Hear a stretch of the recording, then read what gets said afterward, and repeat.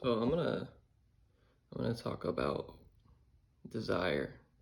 I don't really have anything planned to say, but I've been on this like sort of train of thought, and I just wanted to catch some of the things that come up, and they might be useful for some people. If I look like I'm looking out into something, it's because I am.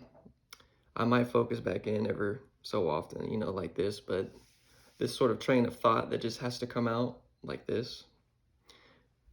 It's like I don't know. It's not really too focused, but stick around, you might learn something. So, off rip, I think about desires and I think about like past, present, future.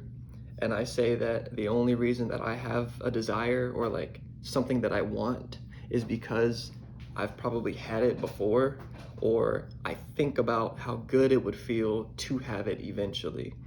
So it says like if I want if I want to smoke some weed, I want that because I've had it before. It made me feel pretty good in the past, right? I'm conjuring up these thoughts about smoking right now in this present moment. So it feels good now. And then I can say I have a like wanting for it in the future because I think like how good it would feel to actually have it. So it's like this pursuit of moving towards it because I can remember how it made me feel, but it's all happening right now in this like moment right now. My heart feels some type of way when I think about how I had it and how I'm wanting it, you know. So that's like that for basically everything in my life. That's what it feels like. Everything that I ever want is because I'm thinking about it right now. Thinking about it. It's not actually here, materialized, but it can be. The potential of it, that's the future talk. But I only know I want it because, past experience. So I'm trying to link this whole thing with desire to or with like ill feelings, um, things like anxiety, things like panic, things like frustration, things like uh, urgency. You know, we can say that in the earlier example, me thinking about weed, it was like, okay, there's a good feeling here because it made me feel good, and I feel good now, and having it would probably make me feel just as good. So there's like one single line that runs through the thoughts, which says, I feel good, I felt good, and I will feel good. But that same line of like good could also be like panic in some way. Say we change the desire from weed to say like groceries, something that you need for survival, food, and it says, well, in my present moment, I have no food.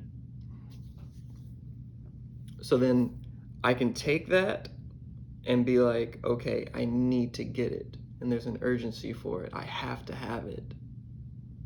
Because if I don't have it in the future, if I don't have it, then I will be starving, then I will you know, lose weight, or I won't be able to keep up with my fitness journey, or, whatever sort of future concern exists because of the lack of resources in the right now moment. So that line is frustration. It says or frustration and urgency, panic, anxiety. It says that I don't have it now and I know that I need it so I can continue to do what I need to do. Without it, I cannot do this.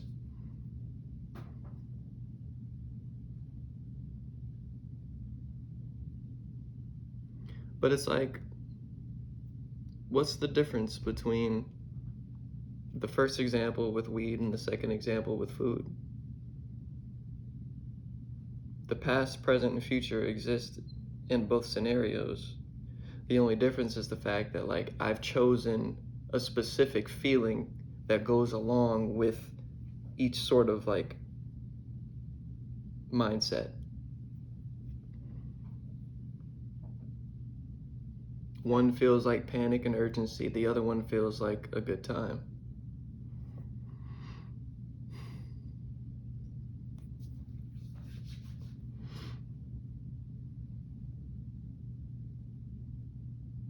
I don't know which one is right. I don't know which one is wrong. I don't even know, like, I don't know which one is good. I don't know which one is bad. Who's to say? I know which one makes me feel good, and I know which one makes me feel bad, I guess. You know, like, obviously, I don't want to be in a state of panic. I'd rather feel good and in comfort about the things that I think about. But who am I to really say that, like, that panic or frustration or anxiety is a bad thing per se?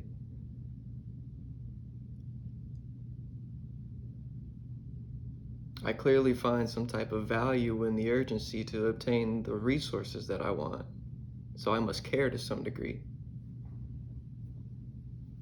And on the other hand, the things that feel good to me in my now moment, past and future, that's just as valuable too. Because who doesn't like to have a good time?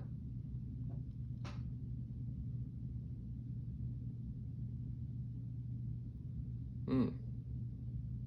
I just think that perspective is really everything, you know? How do I choose to perceive what is happening? Because it is a choice.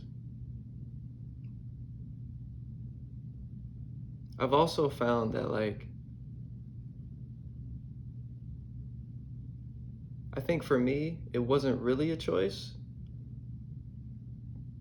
to feel certain things, but now I'm seeing that it kind of is a choice. What I mean by that is like things happen and frustrations arise, and if I fail to express those frustrations, they sort of get stuffed down into my body, into like, I can't even say my body, but they just get like repressed or suppressed in some type of way.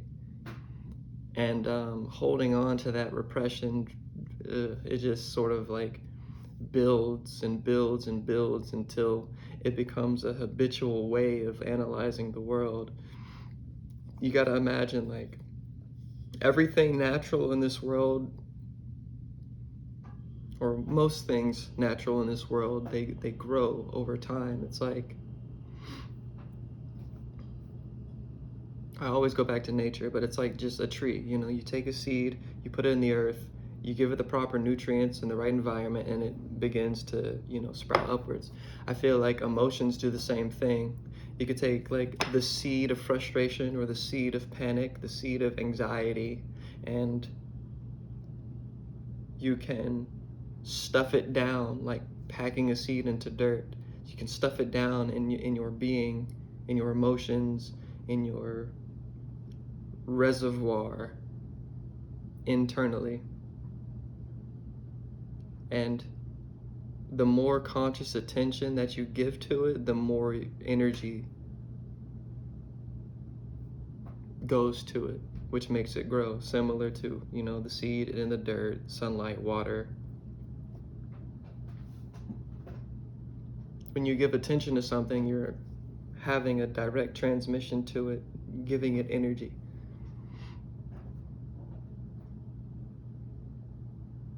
So having this thing that's like causing you to feel some type of way, frustrated, and then holding it down and then giving it energy, you obviously are just like helping it grow.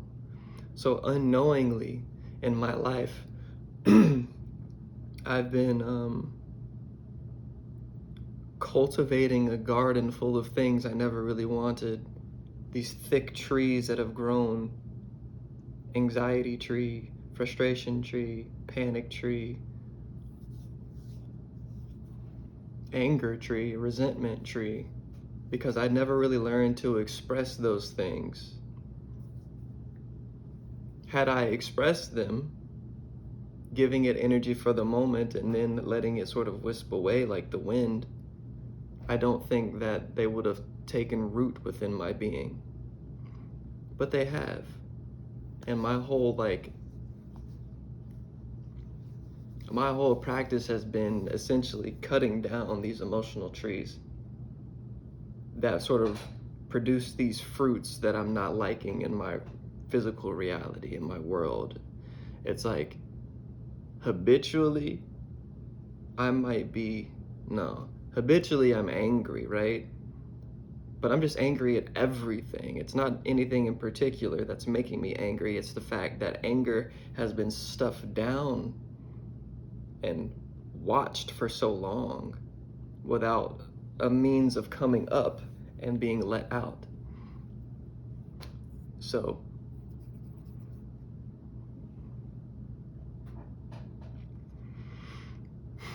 my whole journey now is the act of, again, like cutting the emotional trees, cutting those things, or removing the weeds from my garden and replacing those things that were removed with something that feels better, something that feels more lighthearted, something that's like, more joyous. I just want to feel good. At the end of the day, I want to feel better. And I don't want to feel good because of things outside of me. I want to feel good because I've cultivated goodness within me.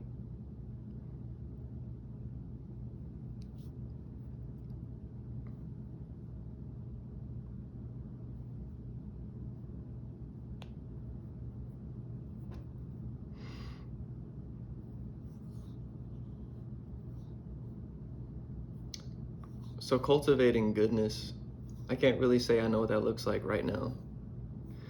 But what I can say is that moving through the flames of resentment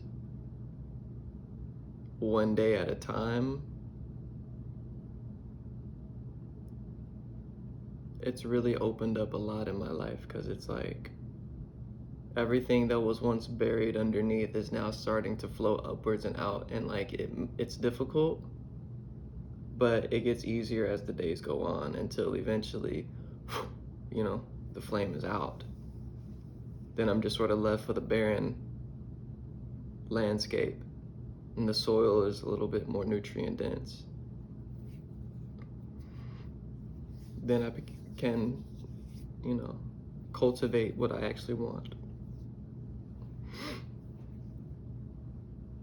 But it's a practice, and once I have that figured out, I'll let y'all know.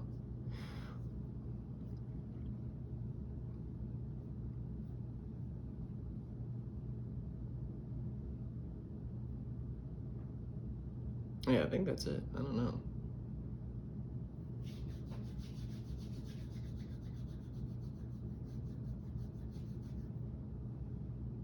I just think expression is really important.